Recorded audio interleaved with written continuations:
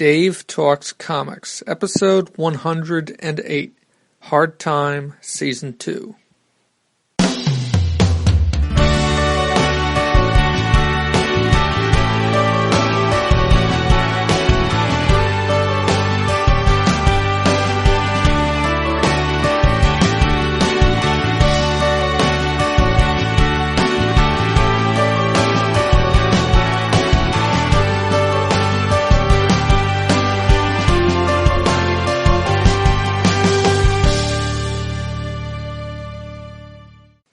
Welcome to Dave Talks Comics, the program where I talk about comic books I have read, cartoons I have watched, and comic book conventions to which I have gone.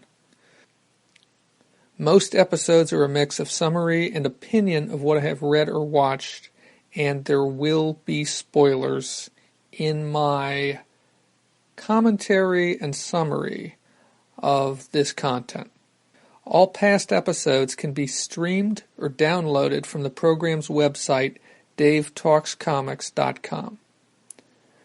On this episode, I will be talking about all 7 issues of Hard Time, Season 2. I talked about the first 12 issues of Hard Time on episodes 51 and 62.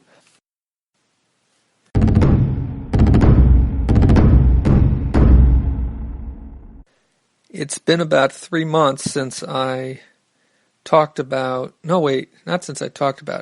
I read Season 2 of Hard Time. 2.5, 3 months, something like that. But I made a lot of notes at the time, and I've gone through my notes, and haven't made a lot of changes to them, just a few minor changes. But I'm ready to talk about at least the first 6 of 7 issues of Hard Time, because I feel like they make up, there's an arc there, and then the 7th issue is something different. But the first 6 issues don't officially, the arc doesn't really have a name, but I would call it the Cutter storyline, and Cutter is the name of a character who appears in this and plays an important role. And it feels and it looks like the beginning of a new series, but Steve Gerber's health took a turn for the worse, and I don't know too much about this, but I know that he died around the time that this series ended. And like I said, it only ran for 7 issues, Hard Time Season 2. So the writer, and there's actually 2 writers on this, Steve Gerber and Mary Screens. And I think I saw somewhere that she also should have been credited as a writer on the original Hard Time series. I'm not sure if she was his wife, his girlfriend. I'm not sure what the story is. His partner. Certainly his writing partner. The penciler in the series is Brian Hurt, although in the original series he penciled and inked, I believe, the entire series. In this series he pencils the entire series, but the first 4 issues are inked by Steve Bird, and the last 3 he does both. He does the inking on. And the colorist is Lee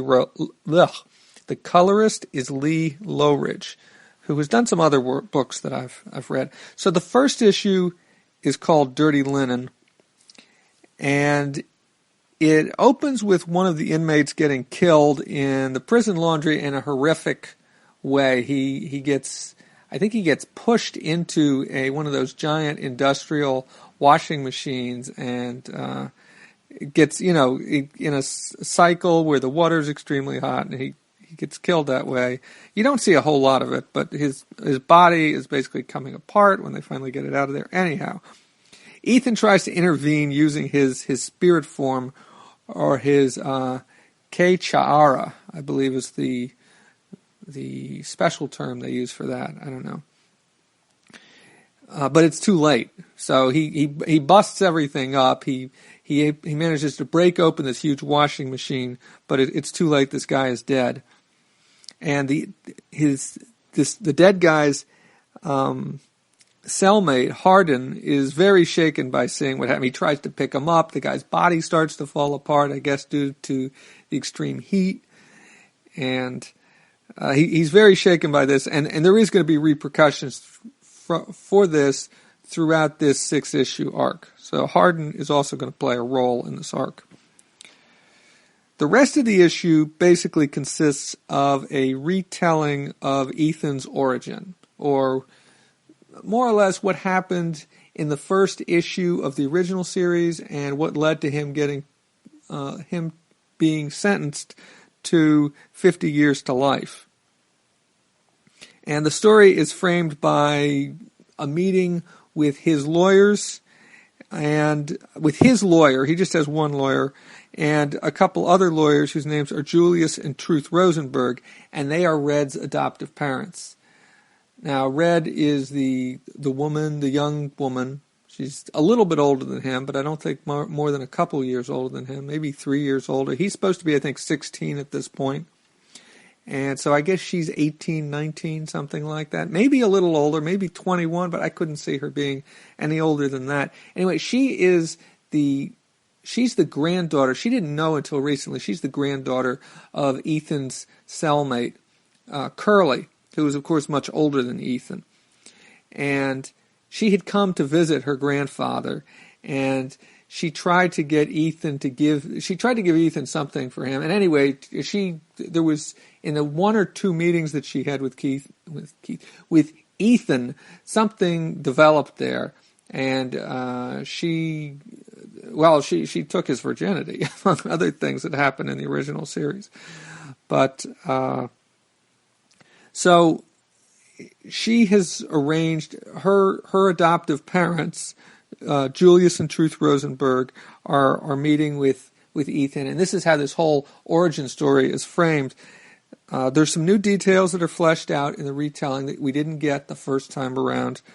In particular, we get a little bit more about Brandon. Brandon was Ethan's partner, because what they'd done is they had tried to hold up a classroom in their school. They were high school students. They held up the classroom. They were wearing masks, and they were tired of being. They had been bullied. They were tired. So this was kind of like something out of what happened at Columbine, or something along those lines. I don't think it's exactly like that, but Brandon, Ethan's friend from high school, and his partner in this venture, they had loaded weapons, and they were holding up this classroom, and his friend shot some people.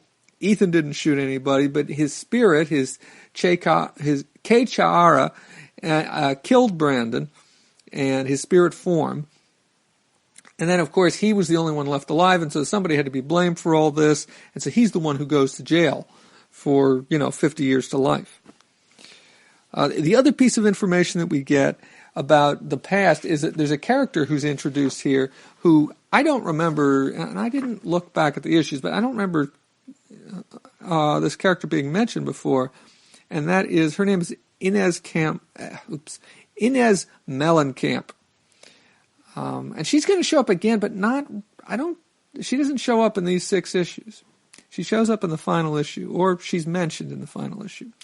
Anyhow, the end of this chapter I really like. It's a nice artistic touch.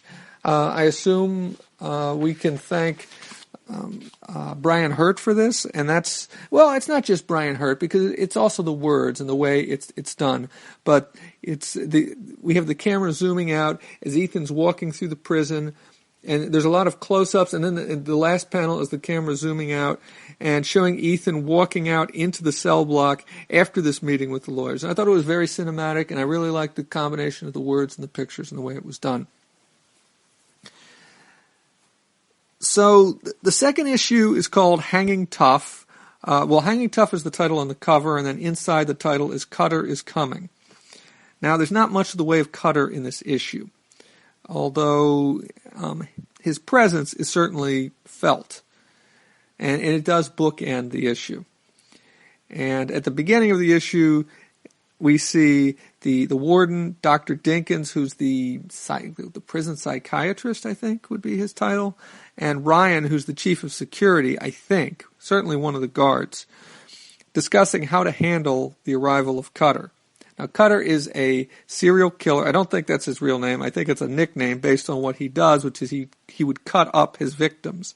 He killed, he murdered, he tortured people, and he's been in a psychiatric institution or a mental institution, and he's been judged to be sane enough to be moved to prison. And so they're trying to figure out how to handle this, how to keep him under control. After that, the focus is entirely on Ethan, as we see him interfering in a fight between Hardin, the guy from the last issue whose cellmate was killed in the disaster in the laundry, and some Italian inmates, a gang, which earns Ethan the wrath of the Italians. So he steps in. Hardin's getting into a fight with these Italians, and Ethan steps in and kind of breaks it up, and although they don't get a chance to lay hands on him, then they basically tell him he's dead. So Ethan goes to Cole at this point. Cole is another one of the inmates. I guess almost everybody in this story is an inmate, but Cole was one of the guys who arrived with Ethan in the first issue, and Cole gives him some advice. He kind of gives him a breakdown of who's who in the prison. And, honestly, this probably isn't as much for Ethan as it is for the reader. I mean, I think this is, a type of exposition for the reader. And maybe if this series had gone on longer, some of this information would have been used in different ways. But he basically explains to Ethan who's who in the prison and who supplies what. And Ethan also is concerned that he's too scrawny, and he needs to, bulk up a little bit, get stronger so he can defend himself in prison. And Cole agrees to do that, for a price. He wants some of the food his desserts that he gets every day. Hardin is a different story. Ethan runs into Hardin in the mess hall later on, or the cafeteria, or whatever they call it in prison. And Hardin is very angry. Well, he's angry at Ethan. He thinks he could handle himself, and he didn't need any help. And he's definitely not thankful for what Ethan did.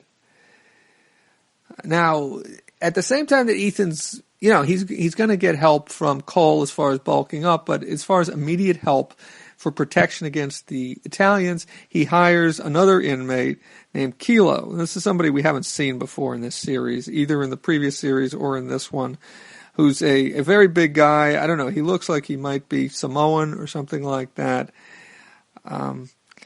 And he hires him to be his bodyguard. He pays him with chocolate, but that backfires because the Italians pay him more, I guess, and so when the Italians show up and he thinks Kilo's going to defend him, Kilo steps aside and says, "Sorry, bud," and he almost gets killed until his spirit form comes out and saves him.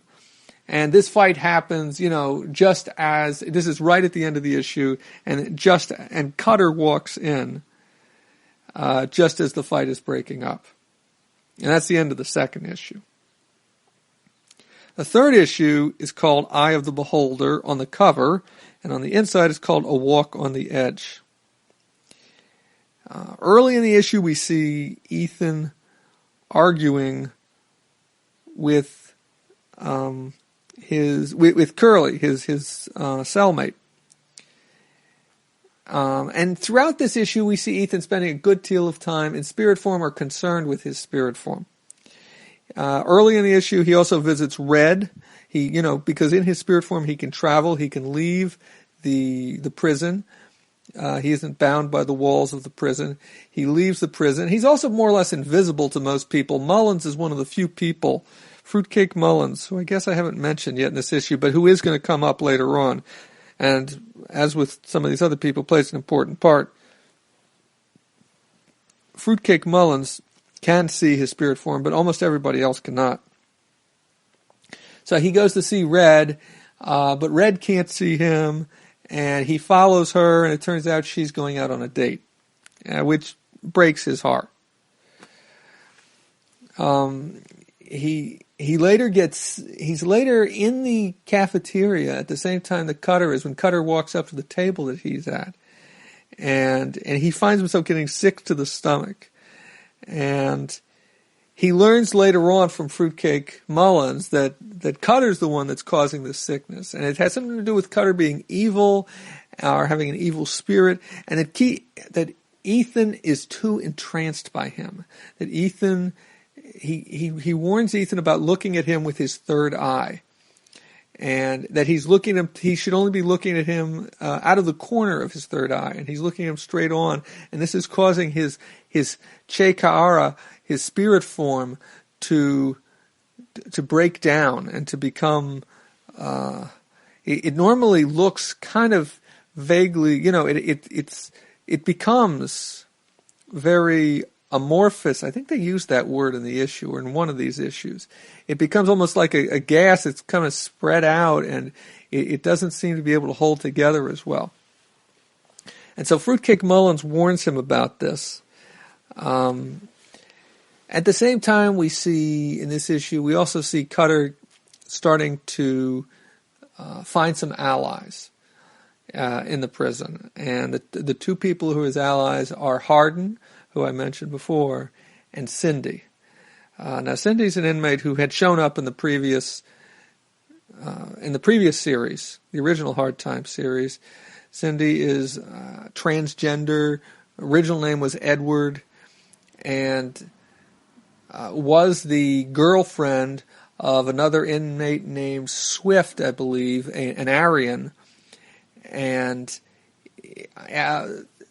Ethan's Che Ka'ara had beaten up Swift. I think Swift got killed. I'm not sure if Swift is dead at this point or not, but he's if he's not dead, he's definitely. I think he is dead. But anyway, at this point, Cindy is cellmates with Cole, because I believe Cole's cellmate went crazy or got killed, and that also happened in the first series, of course. Anyway, Cindy is very, like Ethan, Cindy is very entranced by Cutter and is very drawn to Cutter, and I guess has a crush on Cutter would be a way to put it. And Hardin is also very, I don't know, I don't get the impression that Hardin is gay, but he's very taken by Cutter. Maybe he's there's something charismatic or something that draws him to Cutter. And he threw an ear-piercing ceremony. And that's the best way I can think of to describe it, because Cindy has never had her ears pierced.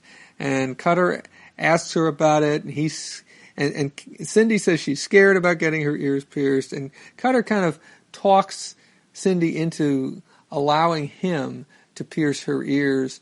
And then there's this whole moment right near the end of the issue where he pierces her ears, and then he tells Hardin to suck the blood out of, well, I don't think he says suck the blood, but he says something along those lines, to taste the blood that's coming out of Cindy's ears. And somehow this all psychically, I think, bonds them together. And that's kind of where this issue ends. I did want to say a few things about the art. So far, the art in this second series is different, and I think the reason for that has to be Brad Bird, because he didn't ink the first series. His inking lines are different than what Brian Hurt does on his own work, does for himself when he inks himself. And I think it's especially noticeable in the faces and the facial expressions. I really wasn't crazy about it at this point. There was something about it that just threw me off, and I don't know.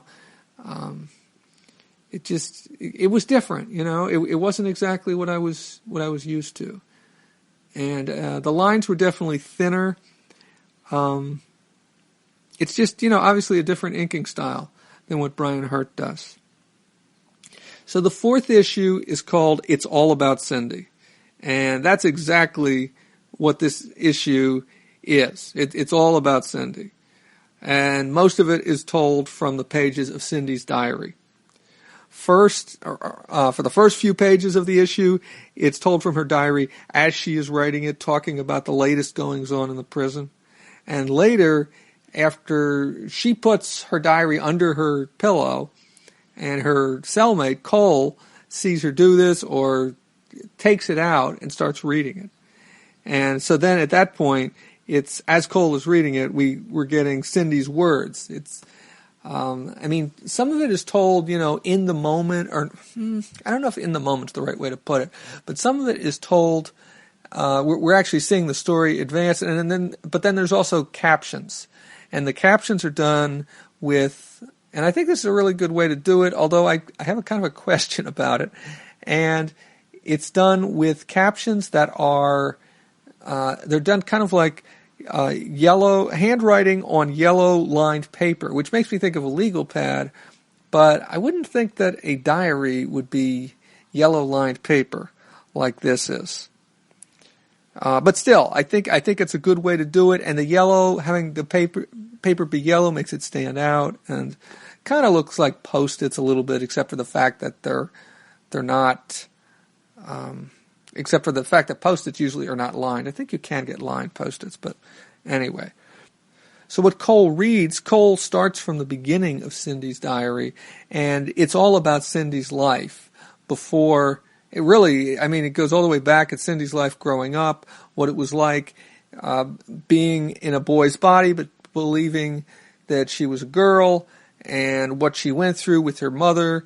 Her father wasn't around, with teachers, with other students, and basically most of her life before she went to prison. We also get more in this issue of Ethan getting into fights with the Italians once again. And there's something about Cutter that spooks him. And Fruitcake Mullins warns him again, as he did in the previous issue, about Cutter, but he doesn't really listen, and so things get worse and worse. And then the other thing that happens is that Cutter starts to notice that there's something different about Ethan. He sees Ethan's...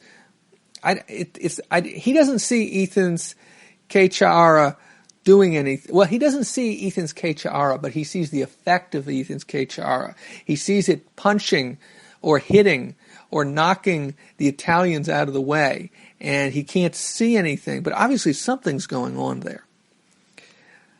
But he doesn't try to recruit Ethan to join his team. Instead, when Cutter gets into a fight and starts to get beaten up very badly and gets stabbed, he uses some trick to magically transfer his pain to Ethan. Now, maybe this is something that Ethan is doing, because Fruitcake Mullins warned him about opening his third eye and looking directly at Cutter. So maybe this is something that Ethan's doing, because it's not clear that it's something that Cutter, well, it does seem like Cutter's doing something, but there's no visual representation of that.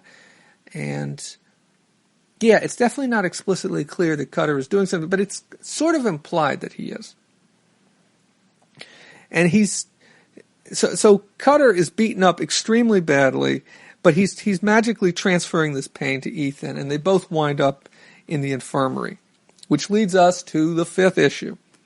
Now this one is titled Nowhere to Run on the cover, and Bodies and Souls on the inside.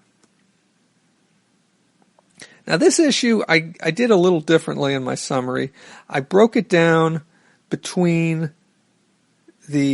broke it down into 4 parts. And I do this sometimes. I mean, there's basically 4 parts, and they don't all happen in exactly this order. There's a little bit of back and forth. But, so the first part is a continuation of Cindy's story from the previous issue.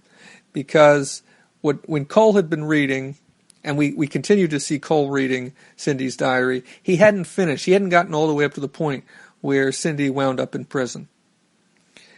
And so Cole continues to read and reads about Cindy stealing and then being sent to counseling for being transgender, and then being low on money because her mother falls down a flight of stairs and gets badly injured, winds up in the hospital, and Cindy needs money. And so at a suggestion, taking a suggestion from somebody else, she starts hooking, selling herself, and she winds up killing a client who flips out when he finds out that Cindy's not fully a girl, and first this client stabs him, and then he stabs the client, and he doesn't, or Cindy doesn't die, but the client does die, and that's how she winds up in prison. And also at the same time, and about the same time, is when Cindy walks in and catches Cole reading her diary and flips out.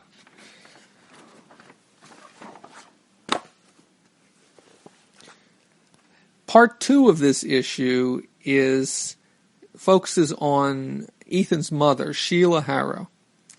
And she meets with Red, along with her lawyer, who's Ethan's lawyer, who she's been having a relationship with, a romantic relationship with. She meets with Red, and plus Ivan Petrovsky. Now, Petrovsky is the guy who Red was on the date with in issue 2 or 3. Let me see. It was in issue 3, I believe. Yes, issue 3. And he's a filmmaker, and they meet at the Rosenbergs. So the Rosenbergs are there, Petrovsky's there, Red is there, Sheila, Ethan's mother's there, and his lawyer is there. And they show her, Ethan's mother, what they want to do to try and, because what they're trying to do is get a new trial and get Ethan either a reduced sentence or get him out of prison completely. Get him exonerated, or I don't know if exonerated is the right word, but get the conviction overturned, I guess. And what they want to do is they want to make a movie portraying him as being white trash, basically. Saying that, and his mother doesn't like this at all. She's disgusted by it, but she agrees to it because she wants him out of prison. And there's this really good moment in there where she kind of flips out and she's like, fine, do whatever you have to do, just get him out. And she walks out, and then her lawyer, the guy who she's having a romantic relationship with, follows her out, and she gets in an argument with him, and they kind of patch things up a little bit by the end. But it's a really good moment in this book where you see more than one side of her, and you can see the conflict within her of what she's trying to do for her son, and at the same time what she wants, and the way he will be portrayed in this, which is completely false and completely untrue. So that's the end of. So that's part 2. The third section, the third act of this issue, is that while Ethan is unconscious in the infirmary, his Kechara, his spirit form, visits Fruitcake Mullins. Now, while Fruitcake Mullins starts to talk to his spirit form, but then Kaganayusha, which is a name that hasn't shown up since the first series, and Kaganayusha's spirit takes over Mullins' body and explains to Ethan's spirit form that Ethan is infected spiritually and he needs to be cured. And it doesn't really provide a remedy for it or how to go about doing it.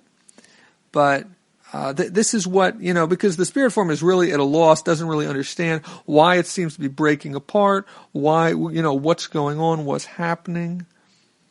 And then finally in this issue, Cutter wakes up in the infirmary because he had to be operated on. One of his kidneys had to be removed. Because he'd been stabbed badly during this fight with, I want to say the Italians, but I'm not certain. And but anyway, he's gone through this operation. He wakes up in the infirmary and he takes Ethan hostage. And so he's got a knife to Ethan's neck, or a blade of some sort to Ethan's neck. And some of the guards are there with guns, and that's where this issue ends. Now, this is the first issue where we see Brian Hurt's art. It's nothing but Brian Hurt. He's penciling and he's inking.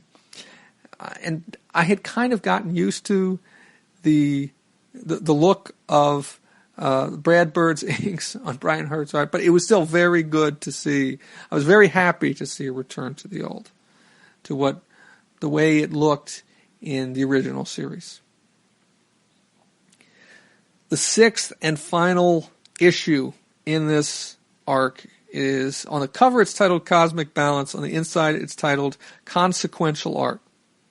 Now this issue is a little is a little out there.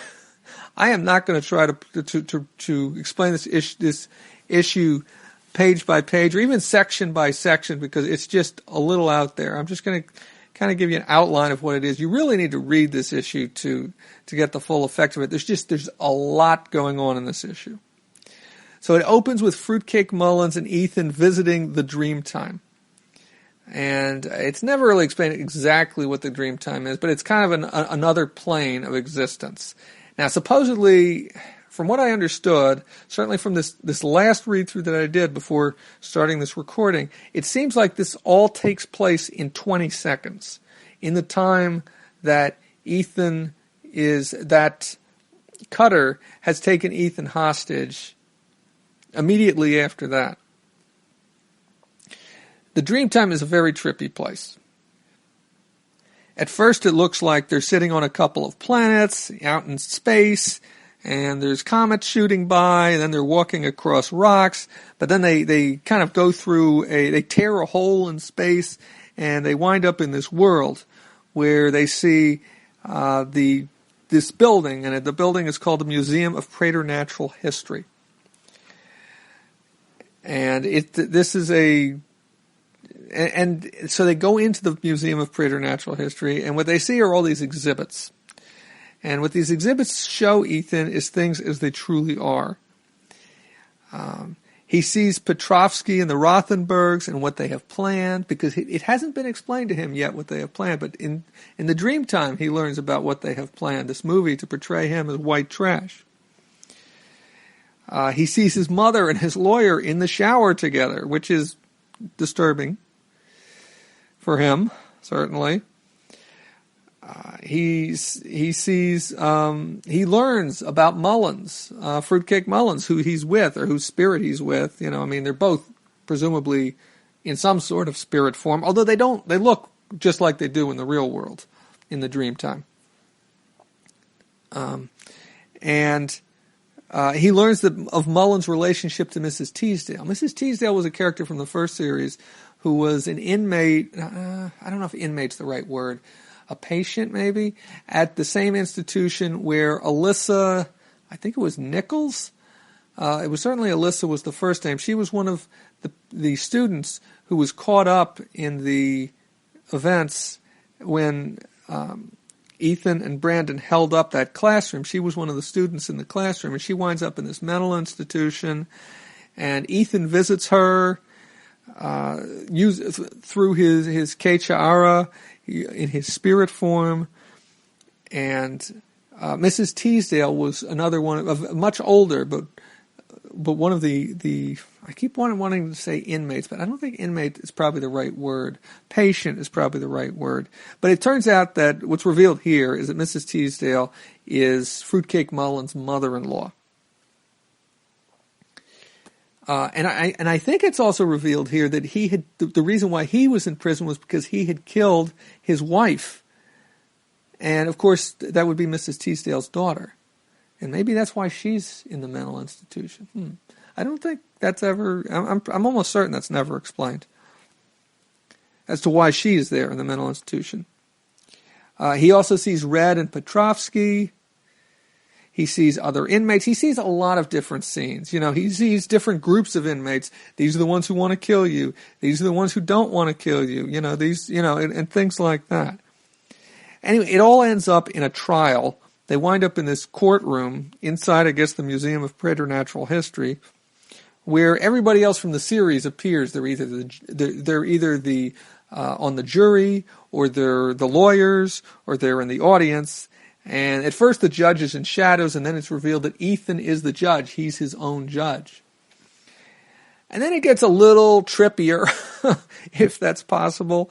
And he gets instruction. He gets some instruction from Fruitcake Mullins, or some guidance maybe from Fruitcake Mullins, and he remolds his spirit. He tries it in different ways.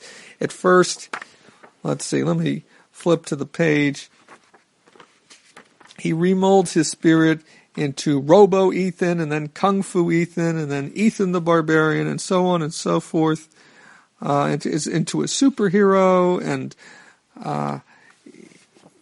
So he plays, but he finally remolds himself into his own shape. But I mean, basically, what it is him taking control of his spirit form again, because he had been injured or damaged by the effects of Cutter. His spirit form was losing form. It was dissipating, I guess would be a good way to put it. And so he remolds his spirit form. He returns to the real world, or to the world of consciousness, and he deals with Cutter. And it all happens so fast, I don't know if there's any point of explaining exactly how it happens. If you're that interested, then I would recommend you buy the issue and you read it. A few final thoughts about this issue. I noticed that the paper was different from the previous issues. It was slicker paper. And as I said before, and I assume that was the slicker paper was all. I assume that Steve Gerber had absolutely nothing to do with that. I assume that's probably a cost savings measure, or of some sort on some level. But the other thing that I want to point out, and I actually think I've already pointed this out, is that this is much denser read than the previous issues. It did feel a bit rushed. It did feel, there was all these different exhibits in the Museum of Preternatural History. It's hard to tell why. I assume it's got to have something to do with the fact they were trying to wrap this up quickly. Maybe they would have taken a couple issues to do this, or done it in a larger issue, a double-sized issue. But so that's the end of the Cutter arc. Basically, Cutter is gone. Ethan has solved that situation. He is much stronger in his spirit form, presumably at this point. Unfortunately, we're not going to get the kind of continuation of this that we would have hoped for, and I suppose some other author could pick it up, but we're not going to get that. There is one more issue, and it does wrap things up, but of course it wraps things up in a huge way, and so you really don't get a continuation of the events of this storyline. What happens with the movie and that kind of stuff. Well, I think you do get a little bit of that in the next issue. But that's it for the first 6 issues of Hard Time Season 2. The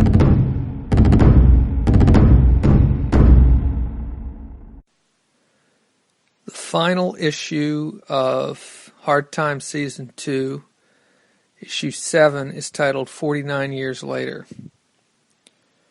I am recording this on March 19th, 2016, and coincidentally, this issue takes place on March 19th, 2053.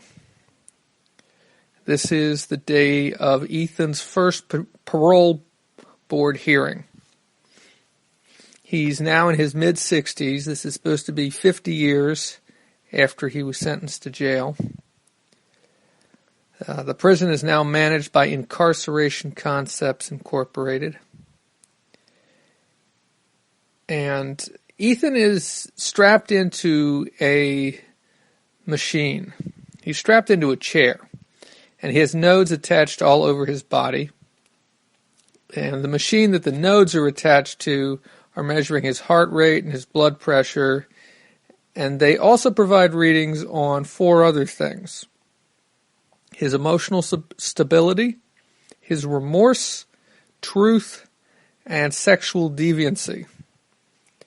Now, the readings for those 4 things are represented by basically, I guess, emoticons, by sometimes it'll be a smiley face, sometimes it'll be a face with just, the mouth will just be a line, a horizontal line, sometimes it'll be a frowning face, which leaves me a little perplexed as to what to make of some of those, as to what exactly they're saying. But the device also allows the board to see what Ethan sees.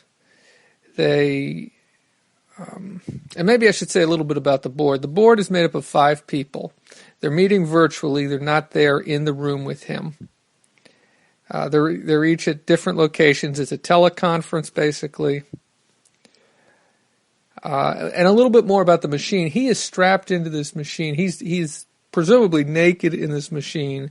There is part of the machinery is covering, or in the chair, and part of the machinery is covering his groin, and presumably there's some nodes there to which provide readings on, I guess, his level of arousal or something along those lines, sexual arousal. So once they turn the machine on, or once they plug it into him, they start getting all these images that he's seeing. And one of the things that pops up is there's two things that pop up that that they don't know how to interpret. One of them is Kagana Yuusha, which is this this queen from ancient Sumer. I'm not sure if queen is the right term. Some sort of a warrior, priestess type leader from ancient Sumer, who first showed up in the original series of Hard Time and has been mentioned a little bit in season 2.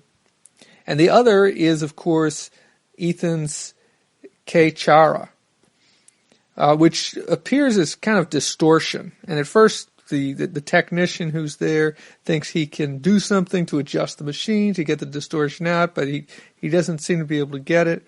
And actually, through the course of this issue, Ethan does talk about his K. Chara and does talk about leaving the prison via the power of his mind. Now, they think I think they just dismiss that. I mean, at least one of the parole board members says something that makes it sound like he thinks he's crazy. The control board asks Ethan a lot of questions about his time in prison. They ask him questions about things that happened. He tells the story about how Cutter died, and he did not die in issue 6. That happened later on. He survived that incident, or that encounter. But what we get in this issue is a lot of what happened in between the end of issue 6 and issue 7. The 49 years. What happened. Now, a lot of it takes place in the first 10 years that Ethan was in prison. And then there's kind of this, I think by then, just about everybody that he knew when he first got there was gone. I think everybody he knew when he first got there was gone. Now, there were people on the outside that he knew, but he was stuck in prison.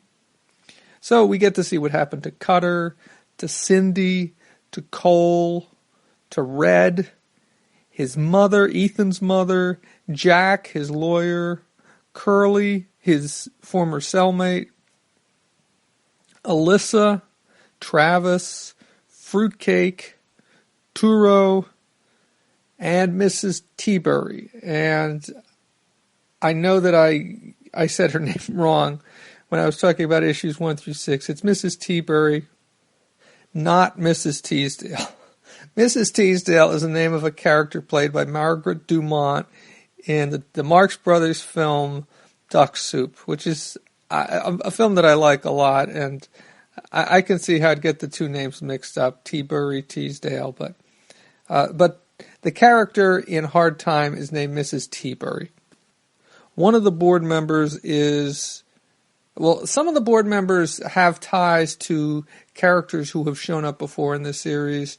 3 of them do not, but 2 of them do. One is the daughter of Dr. Dinkins, who was the prison psychiatrist up to this point, in the first year that Ethan was in prison.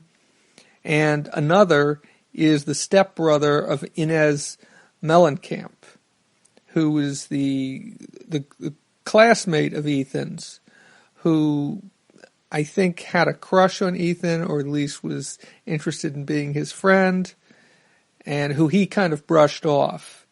This was the character who I talked about, who showed up in the first issue of season 2 of Hard Time, who hadn't been shown before in the original run of Hard Time, when they showed the events that led to Ethan being sentenced to 50 years to life. I should probably talk a little bit about well, let me talk about the ending, and then I'm going to go back and talk about how the story's told. I really like the ending. It's beautiful, it's moving, and it's a little ambiguous.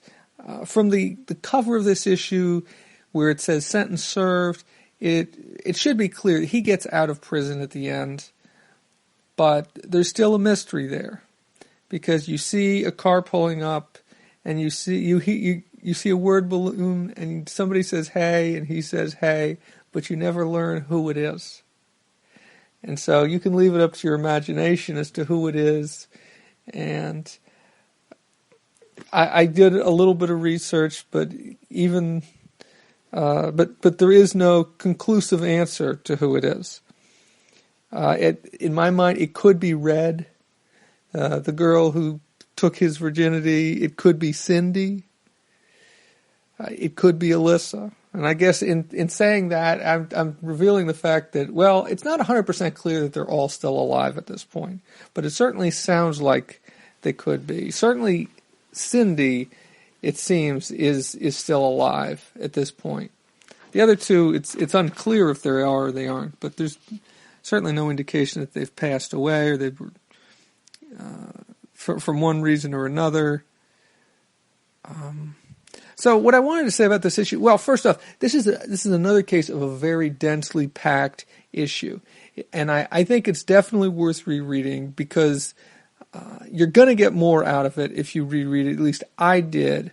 I've read this issue at least 3 times now, and each time I've been finding things that I missed. There's just so much packed into these pages, and I should probably say a little bit about, just looking at these pages, some of the pages look like traditional comic book pages where you've got panels and panel borders, and you've got characters talking in word balloons, or maybe you have a caption box, but then there are other pages that are laid out in, I'd say, a very specific format, where you've got the faces of the board members across the top, and then along the edge of the left and right side of the page, you see the readings from the machines, the readings that show his emotional stability, remorse, truth, and sexual deviancy, as well as his heart rate and his blood pressure. And then you get maybe 2 or 3 pictures, 2 or 3 panels on the rest of the page, but there are no word balloons and there's no caption boxes.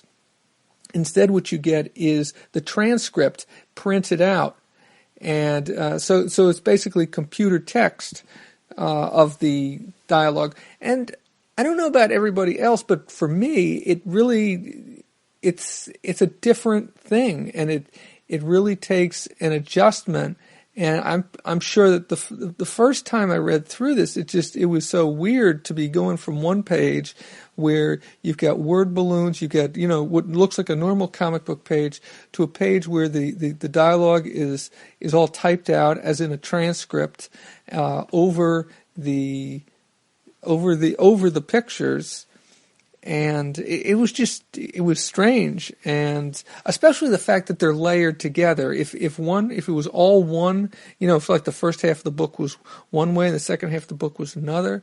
The other thing is that it indicates who's talking, but figuring out, okay, who is this who's talking and who is this? It wasn't really until this last time that I read through this that I really was able to piece together who was asking all these questions. I was very focused on Ethan's story the first couple times I read it, on what happened to whom, who got out of prison, who died in prison, what happened to the people who got out of prison, did they die soon after they got out of prison, are they still alive, what kind of life did they lead, those kinds of things. That's what occupied my mind when I first read it, whereas now that I've already, on this most recent rereading, I really wanted to understand everything. I really wanted to understand more and understand who was asking the questions and who are they. And it wasn't until this last read through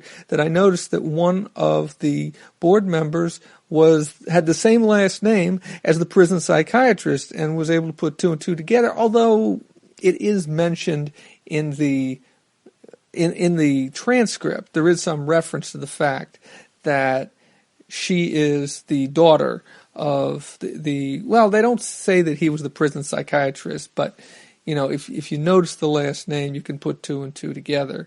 Although the board member who is the stepbrother of Inez Mellencamp has a completely different last name, and it's not until he reveals the fact that she's his stepsister that it's clear of who he is. In fact, that's the only thing he asks.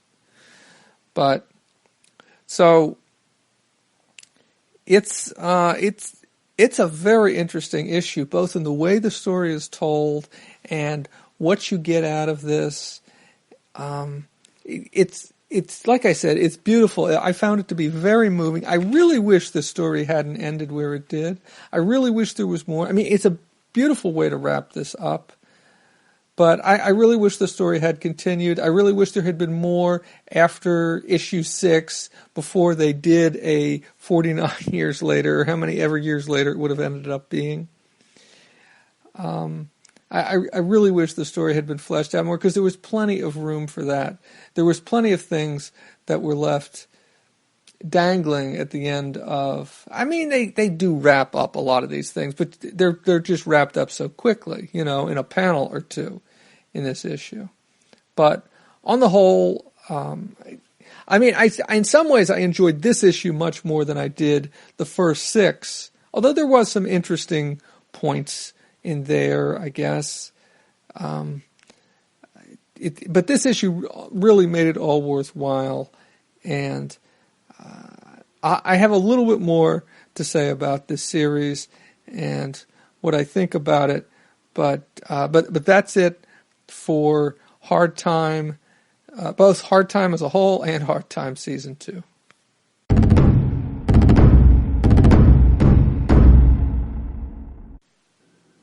I have a number of corrections to make for things I said. Now, these are not things so much about the story as it is about some of the creators.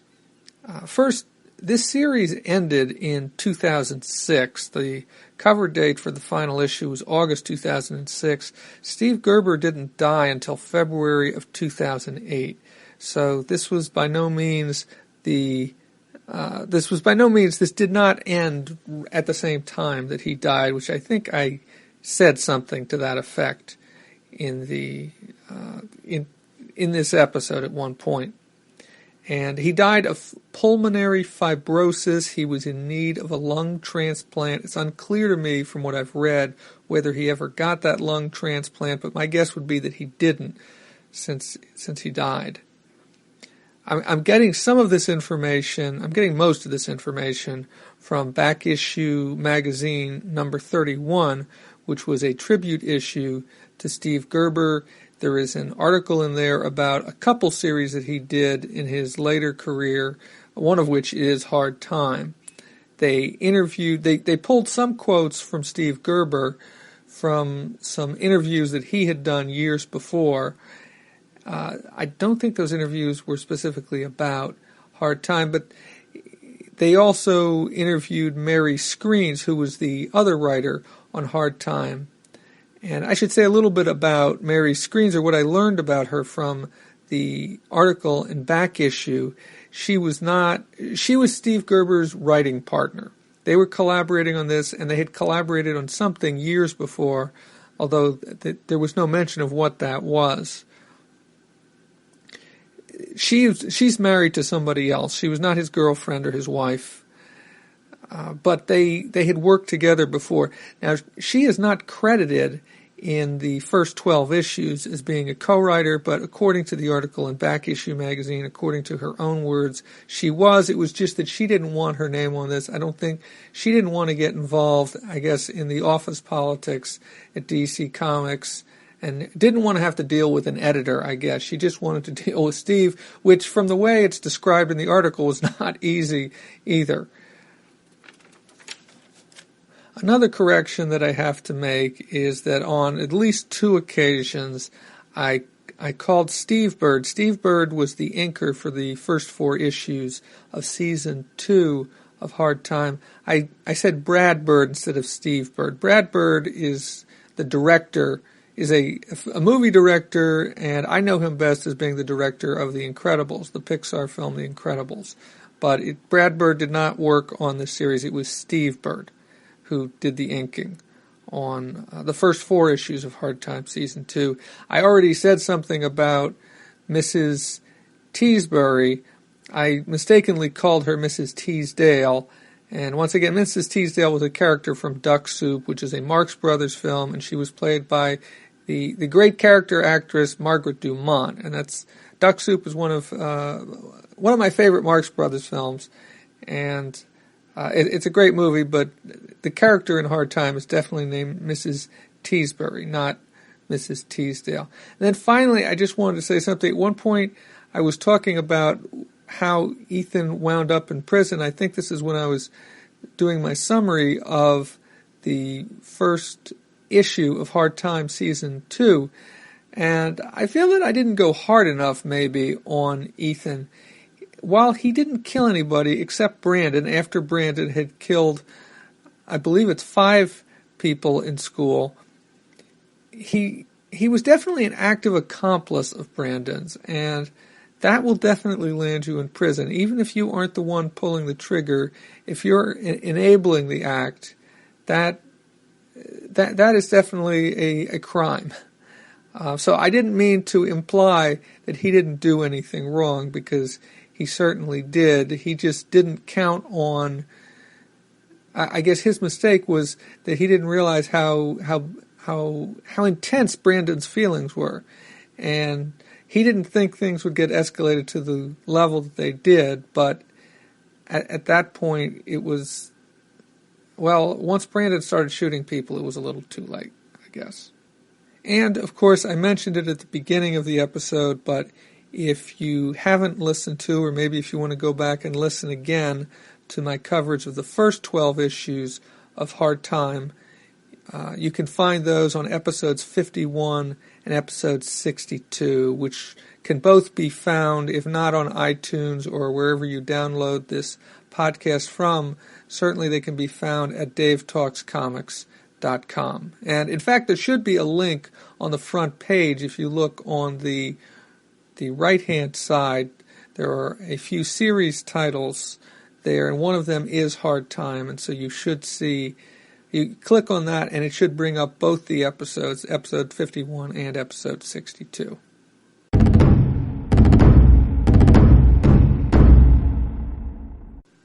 That's it for episode 108. Dave Talks Comics can be found on the internet at DaveTalksComics.com and Facebook.com/DaveTalksComics. On Twitter, at DaveTalksComics. Email can be sent to DaveTalksComics@gmail.com. I'm Dave. Thank you for listening.